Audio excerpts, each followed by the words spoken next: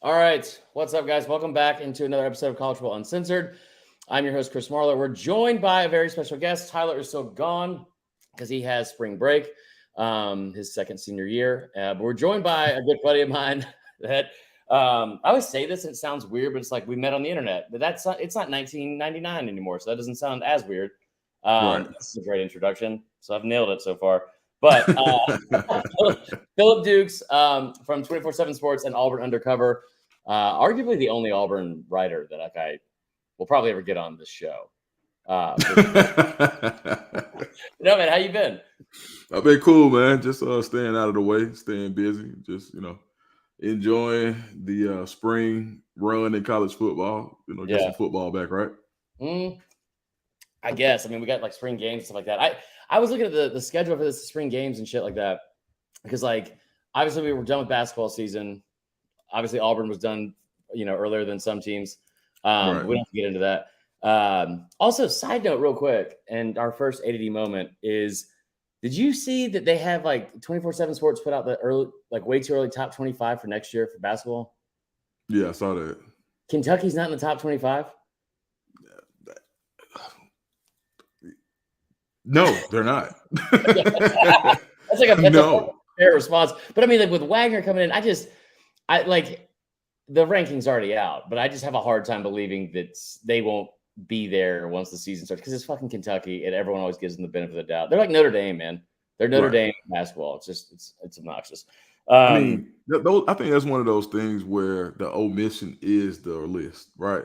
Where it's like, right, it's kind of like, Kentucky's not there. Right. Okay, we got to go see what the hell is wrong with these guys, right? Right. So, that's the talking point. Right. Dude. Yeah. Smart move. It's like fucking big game boomer shit. Anyway, that's another thing. We might get into that later too. I might just add that in there. He ranked his. He's like the nicest dude ever. We had him on the podcast. Unbelievably nice dude. I had to just like block him on Twitter on my old account when I had an account because I just got so tired of seeing all these like lists and stuff. And putting out a list in our business is very difficult to do. Like I'm sure you had to do it. There's never anybody that's like, it's like, oh man, I agree with everything on here. You're great. You're really good at your job. It's never that. It's always like the worst shit. But like last year, it was so much, but he did the top 50 friendliest coaches in college football. How the fuck do you know that?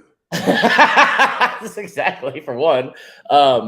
He had Kirby at 12, which like my favorite thing about Kirby is how unfriendly he is. Like, my favorite Kirby moment ever is when he's coming off the field against Florida and they just beat Florida by 35 fucking points. And they see him going, fuck these motherfuckers. And I was like, yeah, that's your number one happiest coach.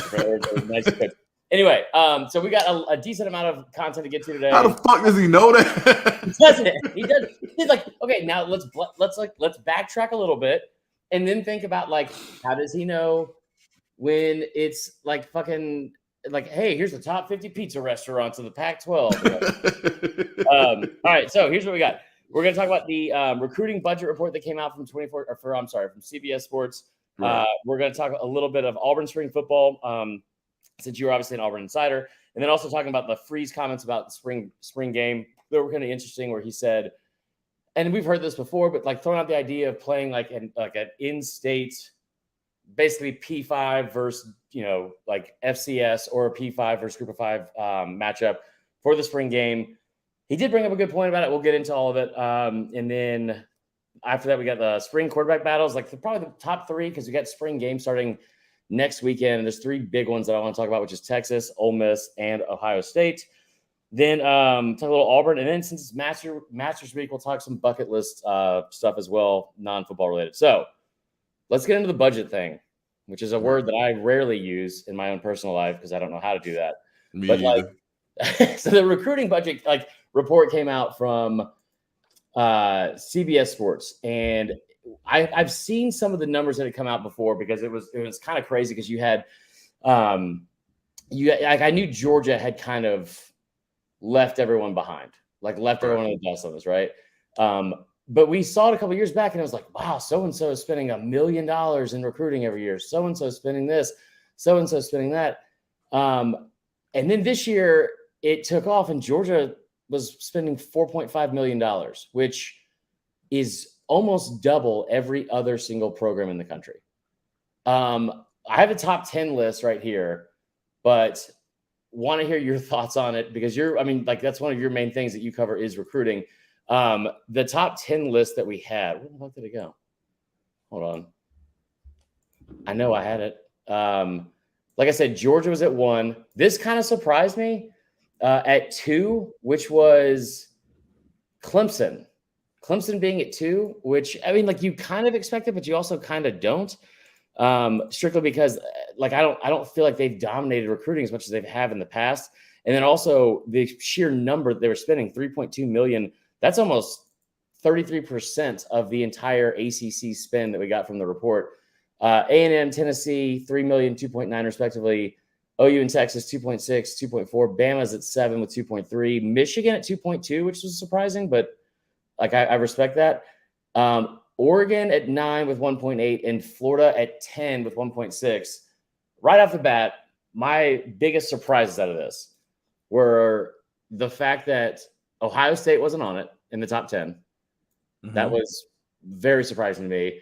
And then the other one is that the two teams that seem to be spending the most for the least amount of return, Georgia Tech spent only $50,000 less than Ohio State. They spent the fourth most, $1.24 million on recruiting last year. Were they going to Magic City? So if you're spending that and getting that little return, it's basically if you got a shopping spree to go to fucking Hollister or Von Dutch. So it's that shit's been out of style forever. Getting Ed Hardy t-shirts in bulk. And so they finished 62nd in the country. And then the other one that was super surprising from the Big Ten was Rutgers spent the second most in the Big Ten with $1.6 million to finish 57th in recruiting. What were your takeaways from this list? One, Rutgers recruits, right? They do that, and I guess secondly, Alabama got a lot of bang for their buck, right? Mm-hmm. For that class to be number 7, I was totally and wholeheartedly expecting them to be right behind Georgia, and the fact that they were 7th on the list and 6 more teams or 5 more outside of Georgia spent more than them. They got a lot of bang for their buck. And I can see how Clemson, I really want to know what goes into those numbers. So when I talk to guys who are being recruited, a lot of them say that Clemson probably has the coolest football facility with the whole touch screen deal and the plyometric. The plyometric, man. They've been ahead of that. When they recruited me for baseball, that was I remember that being a whole thing where they were ahead of their time by a long shot with the plyometric stuff. Yeah, so I could see but it's kind of hard. I don't think Dabo Swinney and spend a lot of money or make it rain. I don't, right? Oh yeah, give them more stake, but a lot they recruit well for a reason, and the way they do it. They basically in June, they have they basically do all their official visits on one weekend. Okay. And that has to be the majority, and they're probably all staying and so I could see how, because if you think when a lot of people come to a small town like that, it's going to drive up the hotel rates, right? It's going to drive up everything in town. So if you're doing all your officials, it's probably a little bit of self-inflicted inflation in there, maybe. But I don't know how much. Yeah, I don't know how much of that goes into that number. But how much of this is NIL? Because it can't be all of it by any means. But I wonder if it's included at all. And because I didn't see it in the report, and I feel like it probably isn't, just because the numbers would be. They would have to be higher, right?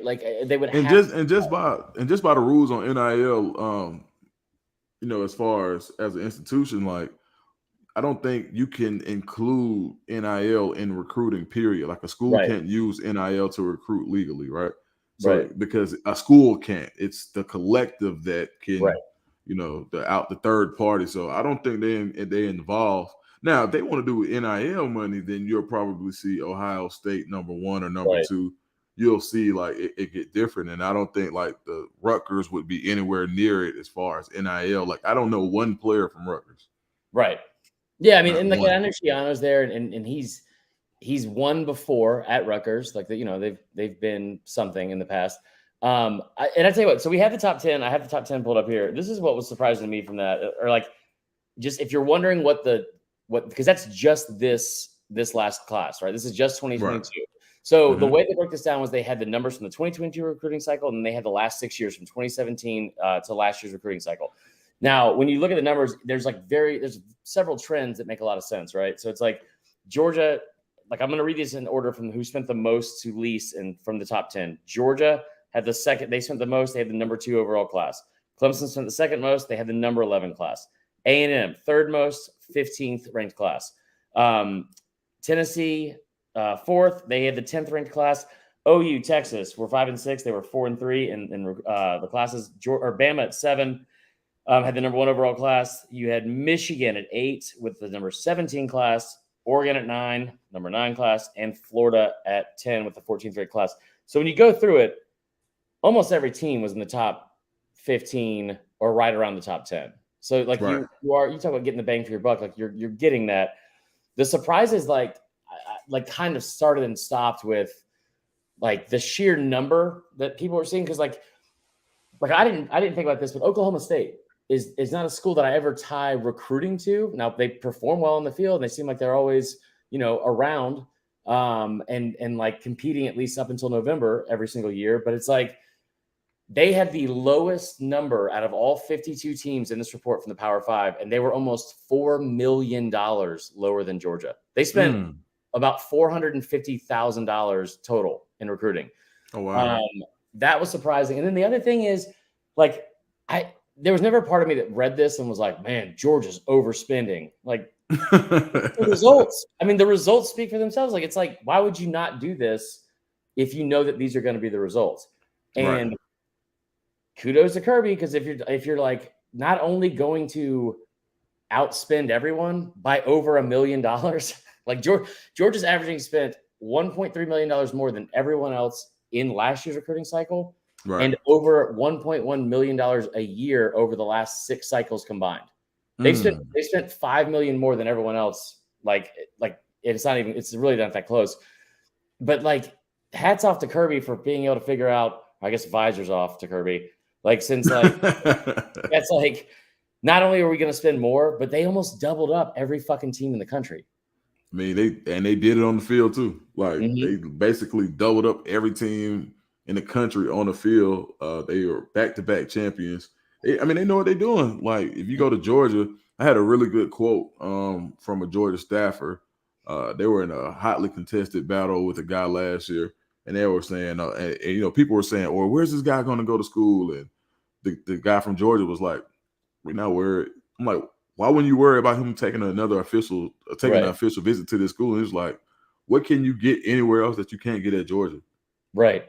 Like, he said, now I was like, well, do you tell the kids that? He's like, absolutely. That's what I tell them. Right. What can you go get somewhere else that you can't get in Georgia? Yeah. You get championship culture. We got the facilities. We got the fans. We got the championship. Like, you name it. Like, and we're kind of the buzz school. You get Nike, like, and you're also putting them in the pros now, which is like what's crazy about Georgia, and it's Kirby's done such a great job with, because in the past you would hear stuff like, all right, Saban's going to bring in the best recruits every single year, right? And then this is before NIL, so you like, it would always be like, oh, they're cheating or they're doing whatever. Now all this shit's legal and at your disposal, and like. Then like the arms race starts, where it's like, all right, we got to have better facilities. We got to have a better stadium. And then we got to have better practice facilities.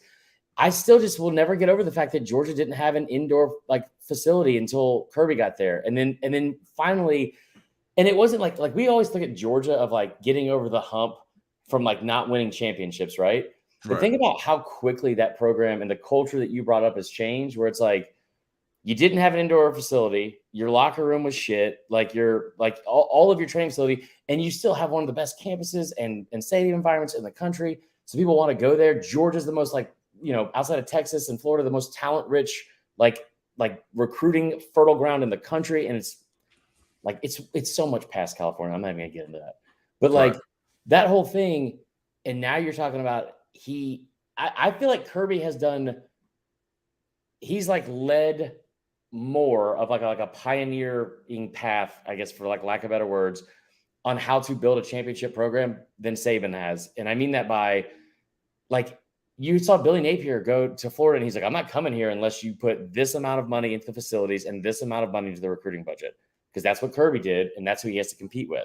I mean, but yeah, I thought that was really interesting. And then from the trend standpoint, these are, like I said, there's 52 total teams that reported the budgets.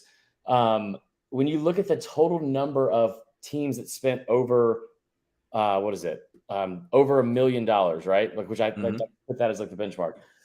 Teams that spent over $1 million over the last 6 years on average, there's only 13 of them. Oh, wow. Yes. There's 6 from the SEC, of course, and then 7 from the rest of the Power 5 conferences combined. So 13 total. But you look at this year alone, and you start seeing like more of the arms race and what it takes to win in college football. 30 total teams from this past year in the Power 5 of the 52 spent over $1 million. That's crazy. Yeah. I mean, but you look at college football as an institution, like even when you bring in NIL, it's basically a money pit. Yeah. And where is this money coming from? Like, who is saying, oh, we got $5 million to make high school kids like us? Like, what? Right. But that's what is going on. And not even to mention the crazy NIL numbers that I'm hearing as I get closer and closer to different programs, I'm hearing, oh, well, this guy's getting this amount and this guy's getting this amount.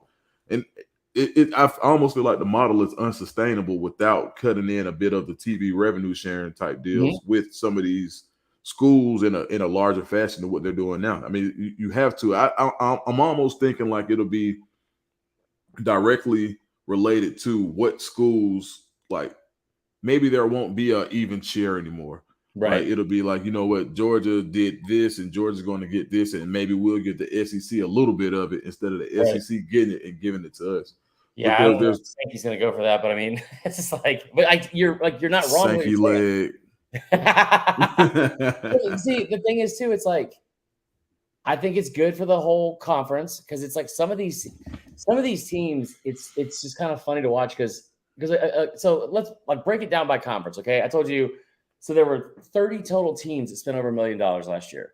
There were only of the Power 5 conferences, right? So 30 to 52. From 5th to 1st, like the most amount of teams per conference to the least. The Big 12 only had 2, and that was Texas and Oklahoma.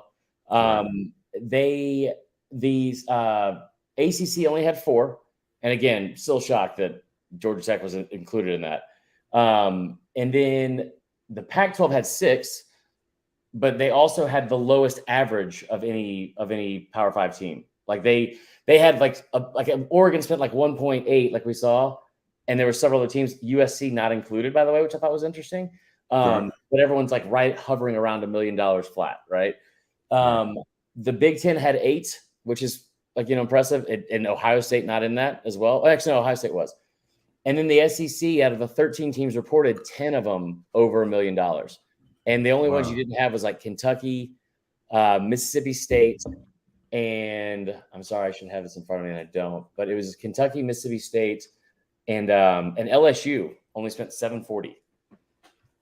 That's probably the most surprising, the way they recruit, and what they do. But maybe it's just cheap down there. Like, who knows? Like, maybe the cost of living there. Kids. It was for real. So they put it in the bottom. They had like they had 10 of the 15 members of LSU's recruiting class were from the state. 2 others are from Texas, around the Houston area. So it's like just you're not getting as many crazy spend. Yeah, I can see that. Right. Yeah, if you recruit locally and then, cost of living in the area, you can probably, maybe that's how Rutgers spent so much money. It's expensive up there, right? I feel like, yeah, it's gotta be. And also Jersey only gets Jersey will always put out like 4 highly ranked recruits. Like Minka Fitzpatrick's from Jersey. Yeah, I mean, you go all the way back to Myron Roll, right? Yeah, that's right. But I think if I was a kid in Jersey, like the first thing I'm trying to do is get the fuck out of Jersey. Like, so it's like, man, you know what? I just thought about it, man. Jersey puts out studs. I think Rashawn Gary was from Jersey. Yep. Right. Like, now per capita, they probably got the most like top 5 players like for such a small area when it comes to football. Like, it's definitely basketball country, but yeah, man, it's crazy. No, so that's the end on the whole recruiting thing. I just thought it was really bizarre. And we'll put out some more numbers about it like this week on social media and stuff like that, because there's still some interesting stuff. And I tell you what, you just look at the averages from those schools though, when you add them up. And the SEC they averaged for all 13 teams that were reported was $1.75 million, and it was almost $500,000 more than any other Power 5 conference in the country. So, moving on to a team and a topic that I don't always like, but you are close to and it's near to your heart, and that's Auburn. Oh, okay. How much do you miss Brian Harsin right off the bat? Tons. Every day I wake up and I just peel potatoes and I just think about when I get ready for my breakfast, I'm just thinking like, damn, I wonder what kind of protein shake Coach Harsin is drinking in that house, in that race car. Oakley's inside. With those Oakleys inside, doing his podcast, Huddle with Harsin. He had a pot, man, dog. Listen, man, they was like, hey, Harsin, you got to open up. He was like, got it. Like, no. Okay, so you're going to call more recruits? Nah, recruits are going to call me. Brian Harsin. Fuck you Brian think Harsin, you are. The way he did carry himself down there, and I still think he got a bad rap in a lot of ways, but he did carry himself like it was very clear he was not going to recruit and didn't think it was important, which is just asinine to me. But the way you just described him makes me feel like somebody that like the person that was like hot shit in high school and then was like, yeah, I'm probably going to go D1. And then all of a sudden, like, well, I wrecked my shoulder here. They like didn't want me, so I'm gonna go JUCO, and they end up like just like bartending at like some place called like Mike O'Malley's or some shit. It's like a Irish pub in Lilburn. Man, you know who Brian Harsin reminds me of? The Terminator. What movie is that? It's the movie golly, Meet the Fockers, The Perfect Guy, Owen Wilson, when he was perfect. Yeah. Like if you put a buzz cut and he was like the perfect guy, he was like, yeah, well, I do A, B, C, D. You got to think, can you imagine how hard it would be to like stomach Brian Harsin if you already didn't like him with another $15 million? He's rich as a bitch. Like it doesn't matter. Like, what are you going to tell Brian Harsin? Yeah, you sucked as a coach. Yeah. Let me make it right on your mama. Like he could do that. Like he can. Like also, I wouldn't pay $15 million, but I would pay tens of dollars to watch Devin Harsin peel potatoes on OnlyFans. Like I don't even care how that sounds. We don't need to do it. I'm just gonna tell you. I'm just like no shame on that. Okay. Okay. But yeah. Harsin, sorry. But let me say this about Coach Harsin. Yeah. I met him a couple of times, and every time I met him, he was cool one-on-one to talk to. Right. Like, I never had a bad – out of the 2 times I met him, and both times there were times he wasn't expecting to talk to a member of the media. I don't even think he knows I was a member of the media. I think he just was like, hey, what's up? And I just walked up to him like, hey, I work for – and he probably was just like – right. I'm Philip Dukes with 20 on – like, he didn't hear me, but – just talking to him about like, I think we talked about his son playing quarterback. We were at Under Armour camp. And so I will say this, like he didn't get recruited in the SEC, but he wasn't as bad as a guy as people made him out to be. Oh, Harsin? Yeah, I would agree with that. I mean, like, I think he's like, I just still say like the way all that shit went down, it just sucks. And we don't need to get into it, obviously, even though we're already into it, but he's like, I think that I don't know if there was a worse fit ever between a fan base and a coach. And like a lot of that falls on Auburn because they're the ones that signed him. Like they're the ones that try to, like if you stay if you stay in your lane and you don't have to have a AD handhold you through a hiring process and like have him make the hire for the first time ever, like you're probably in a different boat. Anyway. All right. New coach there, Hugh Freeze. Now, Hugh. I don't know. Was that? I said Hugh. I love Hugh. A lot of Auburn people do love Hugh. I think he's going to do well there, obviously, right? Like we saw him do well at Ole Miss, and the resources you have at Auburn are far vast. They're just way better than I think what you could potentially get. Like the sky's the limit in terms of resources that he could have there. You already saw the facility, the indoor facility. It's like a $93 million build. And they got that done. That being said, so he said something interesting this week. And the two biggest things that I've like wanted to keep an eye on with Auburn in spring football, right, is the quarterback situation. And then what other offensive player is going to stand out? Because last year you at least had Tank Bigsby, right? You don't have him anymore. I think Jarquez Hunter's back, right? Who is a very underrated back. And I think people just kind of assume, like, I think if you ask like just like a casual fan, they probably assume he's like a Jahmyr Gibbs type where he's explosive in space and he's like a speedster and all that kind of stuff. And he breaks a lot of big plays. That dude can run between the tackles and he's tough. Like I mean, you saw it firsthand that Penn State game when you were on the sideline. But the comments made from Hugh Freeze about doing the spring game with like an in-state opponent, and I think his idea was like let Bama play UAB and Auburn play Troy or vice versa or whatever, set that game up. I feel like it's like a fun idea and it's like a doable idea until somebody gets hurt, like somebody of like significance gets hurt. But he did bring up a good point, just logistically speaking, like you're already minimizing or diminishing your chances of getting hurt by playing another team, right? Like you're not, because you're not putting like bodies on bodies, like from your own squad, like wearing the same helmet. Do you think we ever see that? Absolutely not. Okay. Fair enough. No, I don't. I mean, it's just one of those things where it's like the gatekeepers of how things have always been will probably never go for it. Probably so much red tape and you won't be able to figure out how to get the money and the TV rights. So much goes into it outside of the actual football playing that if it was just like, football playing, absolutely, right? But so much would go into it because of how college sports is ran by the NCAA. It would just get weird and conference play and how much do we get in conference split. I think it's an awesome idea. I would love to see that, right? Like, because, but, I think the red tape and the financial aspect of it to keep it from ever happening. Yeah, I would agree with that. I don't want to date myself, but I remember in like 2002 even, and I think it's probably different just because of what Bama was in like on probation again. And it was like something where they were like, all right, well, we can't get all these extra games or practices or whatever. So they set up like a JV scrimmage against Georgia Military College and went to Milledgeville and played them in 2002. And it was like, I don't remember the score and that kind of shit, but I think that was only 20 years ago, but it seems like it was like 100 years ago. Like I just don't see that happening again. Being close to the program with Auburn, my biggest question is quarterback, even though there's a lot of stuff. Like that roster is not super deep.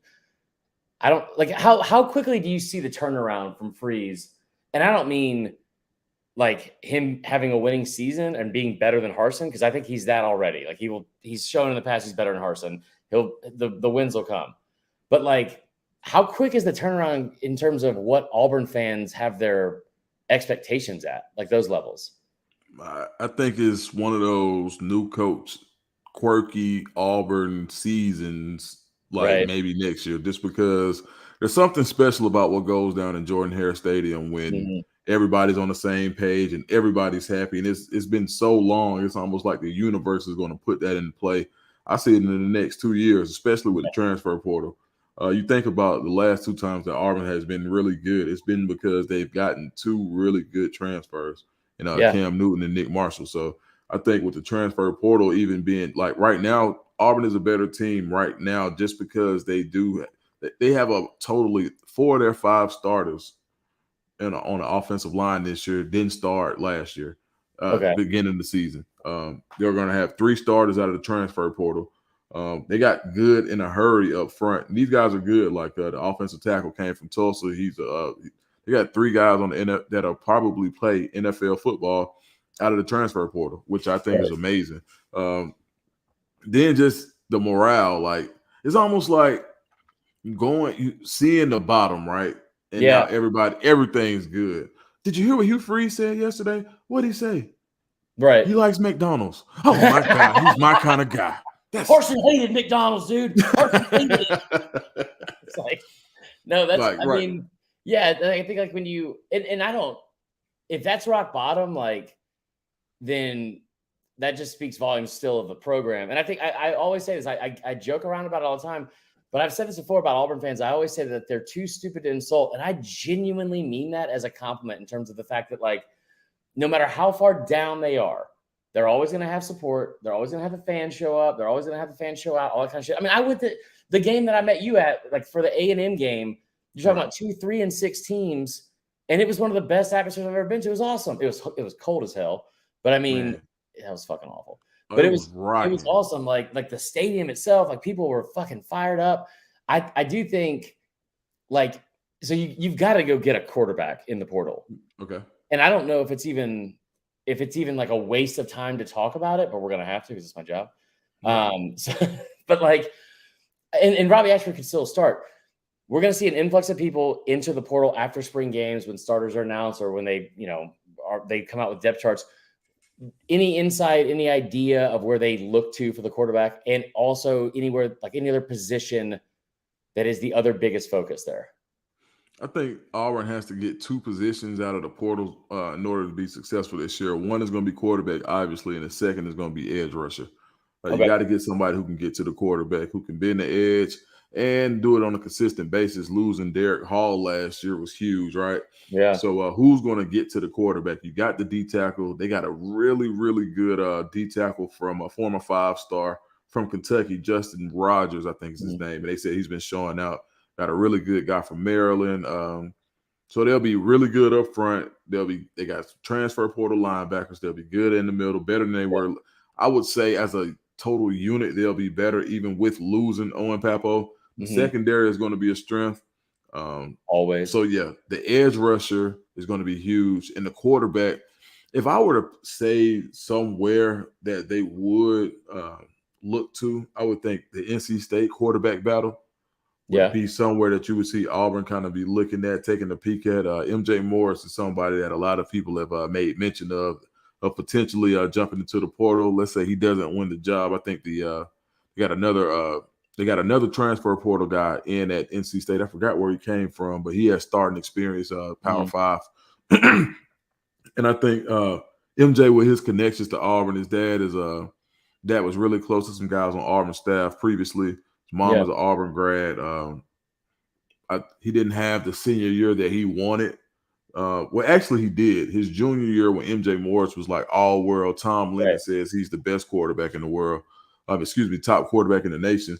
He kind of fell off a little bit after that, and then he got it back at the end. But I think some of the schools had moved on, and Auburn was a school that he always wanted to be at. So if I were to just pick against the field of a quarterback that could be option for Auburn in the portal after spring, I would probably say MJ Morris.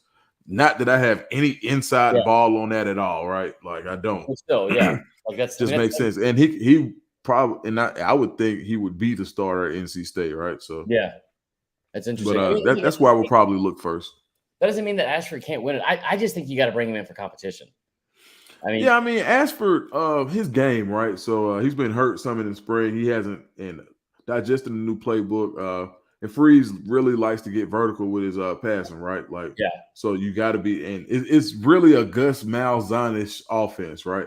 Like, you're going to run a little quarterback power, quarterback read. You're going to run the ball, but then when you take your shots, you got to hit them, because you may run 2 series of plays in your play script. You may have 9 in your play script just to hit 1, right? And you got to hit that 1, so the accuracy at that point is going to be huge. So I think you'll see less of the perimeter game when it comes to some of the quarterbacks that they're like right now. You just can't. Right? You don't have the quarterbacks that you need to run the offense. You've got TJ Finley, who's still there. He's still there. I'm not sure what happens after spring, but he came out. He was getting a lot of the first team reps coming in. TJ Finley was getting a lot of first team reps. TJ Finley is like the fucking FDR of all right. So he's like, somehow he's got 3 terms, and he's also, his legs don't work, so it's just a whole thing. Oh shit, man. Okay, that's interesting though, because I do think, and Finley was like a 4-star recruit. He won you that game against Georgia State a couple years ago, which is like, I mean, it's like it's not for nothing. Like I think there's just so many pieces in place they got to put together. But I think you brought up the fact that it's like a Malzahnish offense. I think it's way better than a Malzahn offense because the Malzahn offense we didn't realize that like you hit so many big explosive plays like in the receiving game early with Malzahn's career because of like, a couple broken plays. You had Nick Marshall who could throw it 100 miles. Like he had a very underrated arm. You saw what he did with Cam, and Cam was like, a great passing quarterback, especially in college. I think he had like a 67% completion percentage, put up almost 3,000 yards passing. But like, I mean, you don't have Sammy Coates on that roster. You don't have who's the other big one they had, number one, that was so good. Good. He was like he physically fit the bill, but he was not. He kind of underperformed, I think, a little bit. Duke Williams. Yeah.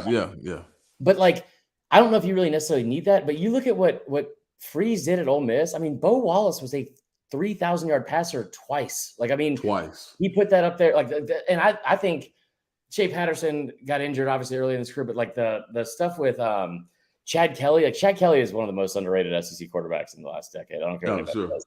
But like he put up like huge numbers in that offense. They are going to air the ball out, and when he starts getting recruits in there, it's going to be. This kid they got out of Arkansas, he is basically a Chad Kelly clone, like really? 6'4", 220. He's like the classic. Yeah, I mean he like he's a linebacker playing quarterback. He's got a cannon for an arm. He's not scared to tuck it and run. So more of a dual threat quarterback. I think he'll fit really well in Freeze's system, man. It's an exciting time at Auburn, right? Guys are excited. You kind of got the Bruce Pearlist type deal, like, oh, he's a bad boy, but he's been redeemed by the water. What's that lake? I keep forgetting the name of the lake. Lake Martin. Lake Martin, redeemed in the waters of Lake Martin, and how he frees the son of the South has returned. Like, if you're not like. I just can't express to you how fucking accurate that whole thing that you just jokingly did is with some Auburn fans. It's like, well, we talking about Pastor Hugh. Pastor Hugh's gonna come down there, Brother Hugh. Also, and friendly reminder, and I'm not gonna make too much fun of it because it is Holy Week, and Easter is on Sunday. I know my mom is probably listening, so just a shout out. Like, I don't know if you go to Easter or whatever, like on service, whatever, but like. My producer has like forced me to say this. He wants to remind everybody that this Sunday morning, like the best noise of the offseason is open up your hymnals to this absolute fucking banger of Jesus Christ is risen today. So that's going to be something we could all look forward to. Anyway, so the whole thing with Auburn, I think there's a lot of interesting insight there. I appreciate that. The other stuff we're talking about, like it's not necessarily portal quarterbacks, but one of the schools is there's 3 like spring games next Saturday on the 15th that I think really stand out to me. And one's Ohio State, one is Ole Miss, and one is Texas. I want to also give a giant fuck you to ESPN for not putting any of those games on ESPN. All of them are on the Longhorn Network. There's one on the Big Ten Network, and the other one's on SEC Network Plus. So you got to get a subscription to ESPN, apparently. But you know what team is on ESPN? I'm not even going to talk about Colorado. Listen, you know what? I'm going to have to block everything that RJ Young is associated with by some point, because that guy, I've never seen someone that has tried to ride someone's coattails more than he is currently with Deion Sanders. That's all I have to say about that. I will stay out of it, dog. Yeah, you hire me. Anyway, okay, so we talked about the Auburn thing. There's like, of these 3, I think the most interesting of the 3 quarterback battles. I think these are the 3 biggest, arguably, quarterback battles. And I'm including Bama when I say this, but I think these are arguably the 3 biggest in the country for teams that we're going to compete. And the reason I don't have Bama on here is because I think with the new offensive coordinator, with Tommy Rees, you're going to see them go to more of a run game anyway. So they're going to be run first. They average about 60% of their play calling is in the run game. So I don't know who's going to be the starter there, but I will say, in Texas, I think that people are really sleeping on Quinn Ewers still. I also think at Ohio State, it's not like the bus is going to drive itself with whatever quarterback you play. But with that offense, like we've seen Ryan Day be just masterful with quarterbacks and whoever's at the helm, right? He's had some talent, Like, and he's got a lot of talent to work with though too, especially the skill position players. And then the last one I think is the most interesting is Ole Miss, because the clusterfuck that's that quarterback room at Ole Miss. I think if you ask anybody that all three of those guys think they could start, and I don't know who's going to start. What is your takeaway from those three teams? Like, where do you think the biggest statement is, or the biggest news we get out of next Saturday from that? Yeah, absolutely, Texas, right? Archman and all world. He's got the naysayers that he's just a name. He's basically the Bronny James of college football. You're only good because of your last name, and I think he didn't play anybody in high school. I think he's a really legitimate contender. Right. But Quinn Ewers is like the son of Texas. He comes back and actually has a hell of a season last year. I think he'll be really good again if he gets the opportunity. And then you start to see if the influence of the boosters, right, or whoever, like you start to feel like maybe we'll know where is Texas back for real. Like, right. Are they going to do the right things? Like, I feel like the right thing to do is to start Quinn Ewers at least. Like, don't take it from, like, make Arch Manning earn it with bullets flying. Like, there's no way that he can be that much better than Quinn Ewers right now in practice for you to say anything but Quinn Ewers is your quarterback. So I think that's probably be the most intriguing thing is Texas going to Texas it up, right? Right. They're going to go 8-4? Right. Yeah, exactly. Right. So, like, and really to go even into the season, I know we're talking about spring, but how long is the rope on Quinn Ewers? Like, how much string does he have? Like, when do you pull him? Because and Quinn Ewers basically is a dog for staying, knowing that you're recruiting Mr. All World, right? Who would have scared? He could have went anywhere, but he wanted to go to Texas, and you know how hard they had to recruit him with. How's that conversation?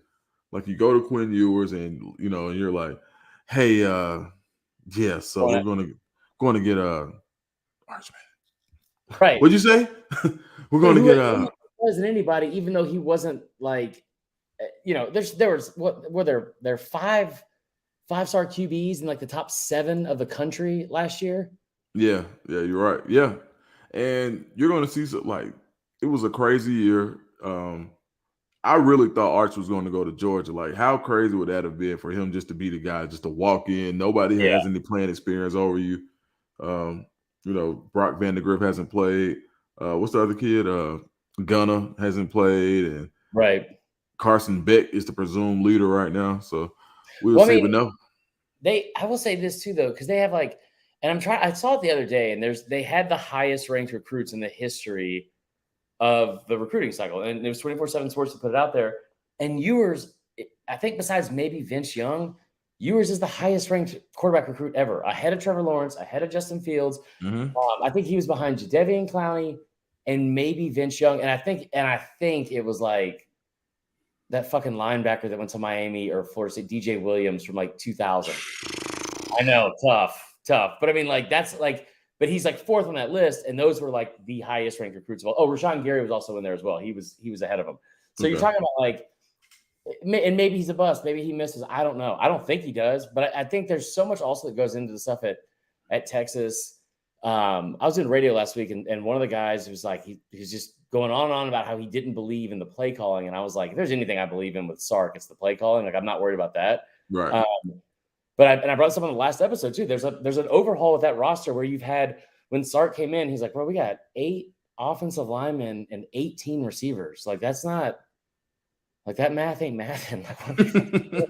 Like, what is happening? So I think that looking at that, I fully believe in Texas. I think they've done enough. Like, they've shored the offensive line. I don't know what that defense is going to look like, but from an offensive standpoint, I love what you said though. Like, where is the leash? Like, how long is the leash on Ewers? Because if Arch is everything we think he is, then like I think then, like, he might push for time at some point. But the other thing is, and I don't know who the third stringer is, but he's got to be at least a 4-star or better.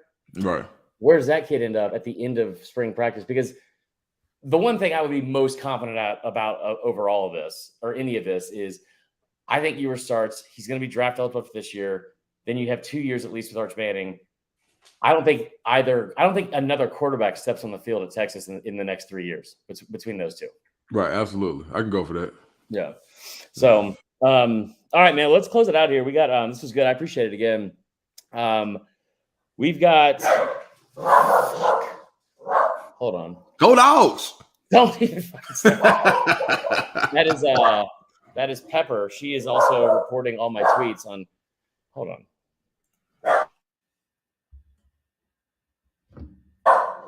Dukes, just plug your shit real quick. Plug your stuff while this is happening. Hey, so check me out on Twitter and Instagram at Dukes the Scoop. Check me out on OnlyFans at Dukes.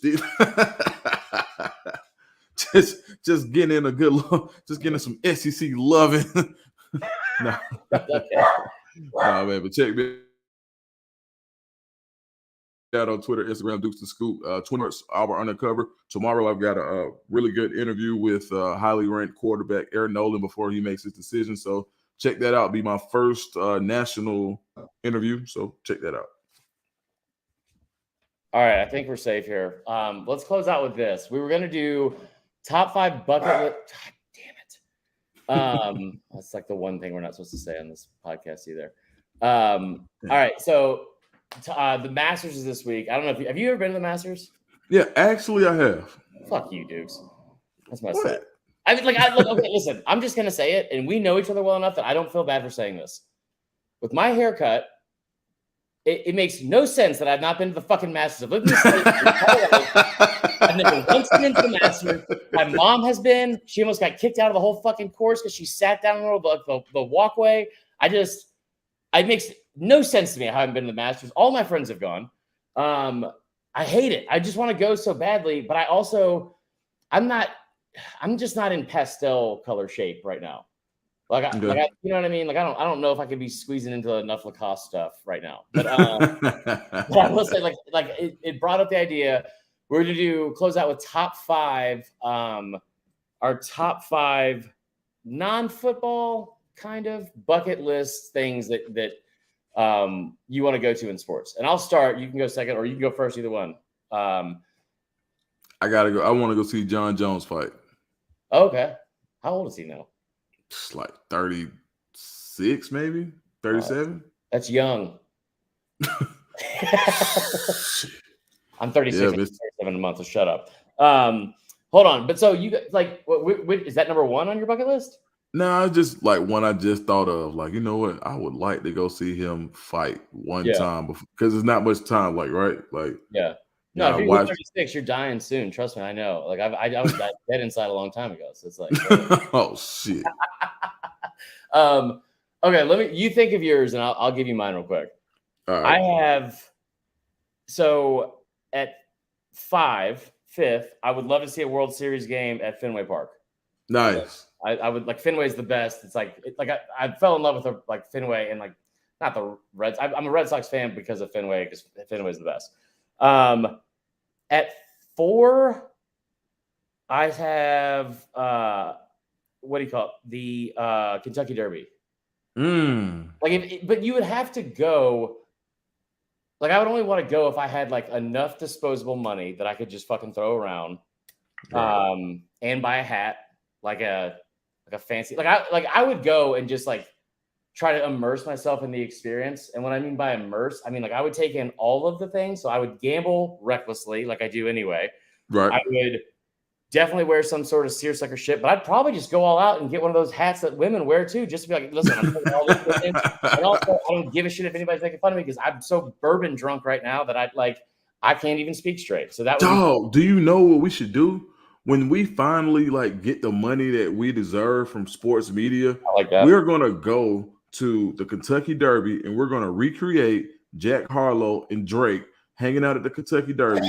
And it is gonna be me and you. We're gonna be like Tommy and fucking Ghost, and we're gonna go in there. We'll show our asses. We're gonna throw money around. We'll wear shit. You got to carry me. I'm Jack Harlow, obviously, of this setup. So no way. How'd you come up with that? But also, it's because I'm too dainty. Like somebody's got to carry me with my feet up like this the whole time, Bernie's and take me off the fucking over the mud. Okay, we gotta go. That's 3, dope. I think this is this could arguably be number 1 for me, but I'm gonna put it at 3. first weekend of March Madness in Vegas. Oh, wow.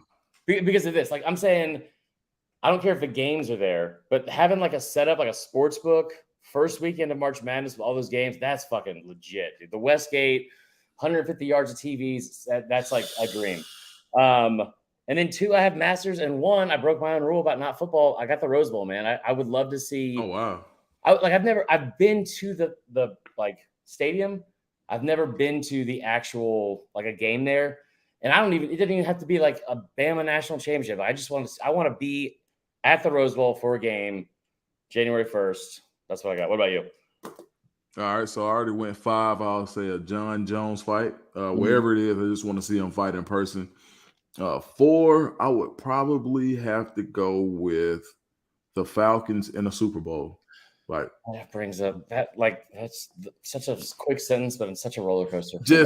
I wanted to go last time when it was in Houston. I'm kind of glad I didn't now. For real. I just want to see the Falcons in the Super Bowl as a favorite. Let me say that. Yeah. Right? To win. Right. Okay. I think 3rd, I gotta go see a heavyweight boxing match. Yeah. Tyson Fury versus whoever, like if he does come back, like, but just whoever that maybe, heavyweight. Just a really good heavyweight fight, right? It's like they're like the dinosaurs of boxing. Yeah. Boxing is like one of the dinosaurs of sports as a whole. So crooked too. That sucks, man. Like I hate that shit because I used to. Yeah, I know, right? Like, I'm actually going to see Tank and Ryan Garcia fight in a couple of weeks. So that'll be fun. Where's cool. It's my first fight, Vegas. Okay, nice. Good for you. Yeah, real Instagrammy type of deal. I'm gonna go 2nd, probably to see the Lakers play in LA. That'd be fun. I've never been, so I'm not even a Lakers fan. I just think it's just one of the things you got to do. Yeah. And I would say the most I would love to do would probably go to see overseas soccer game, like and like where like I went to one Atlanta United game and I have no idea what's going on in soccer, and it was so lit. It fun, was right? Lit. And matter of fact, man, me and Walker Flocka likes my partner, man. Walker went and he's just in there like with the whole flag and he's hitting the gong, and I'm like, bro, like, and it's like. Yeah. That's awesome, man. Like I'm like a big fan of like the United, and I keep saying, like, I'm assuming you saw him play in MBS, but like when they would play those games in Bobby Dodd too, it was awesome. Yeah, I do remember that. Yeah. So also next time you talk to Waka Flocka, tell him that I was listening to that song with him and MGK, where Waka says, "I'm so motherfucking violent," and that's the moment I got shot on Ponce in 2016. So let him know he creates violence with his music. You got shot? Well, we're gonna get this story. Well, I'll tell you off air. But yes. All right, that is all for this show. I'll tell you off air. That's all for this show. Motherfucker, it's Tupac. God damn. What? It's hard to kill on my block. You don't get it. So y'all make sure you subscribe to the podcast on all platforms. Go follow us on YouTube. Follow my new Twitter, Vern Funquist without the E. We appreciate it, and we'll see you guys next week. All right, so here's what happened. Let me tell you the story real quick. Please do. Okay. So, and thank you again, by the way, for doing the show. All right, so like we're still recording too. This is good. 2016, I'm like running. It's like 6:45 p.m. On Ponce. It's like August. It's like daylight, like normal shit like that. Running, and like I heard like a pop, pop, and like behind me, right? Mm-hmm. Why is this not? Okay. And